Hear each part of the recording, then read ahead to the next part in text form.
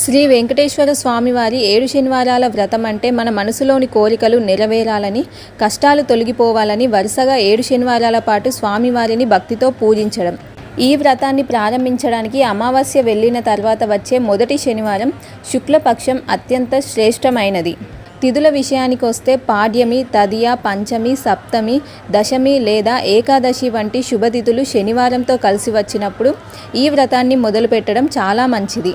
ఒకసారి వ్రతం మొదలుపెట్టిన తర్వాత మధ్యలో నెలసరి లేదా ఇతర కారణాల వల్ల పూజ చేయలేకపోతే ఆ వారం వదిలేసి ఆ తర్వాతి శనివారం నుండి లెక్కించుకుంటూ మొత్తం 7 శనివారాలు పూర్తి చేయాలి. ప్రతి శనివారం ఉపవాసం ఉండి పిండి దీపాలు వెలిగించి స్వామికి మొక్కుకోవడం వల్ల ఆయన అనుగ్రహం లభిస్తుంది. 7 వారాలు ముగిశాక 8వ వారం స్వామివారి గుడికి వెళ్ళి ముడుపును హుండీలో వేసి మొక్కు తీర్చుకోవాలి. ఈ వ్రతాన్ని చాలా నమ్మకంతో శుచిగా చేయడం వల్ల శ్రీనివాసుడి అనుగ్రహం తప్పక లభిస్తుందని భక్తుల నమ్మకం. ఓం నమో వెంకటేశాయ. గోవింద గోవింద.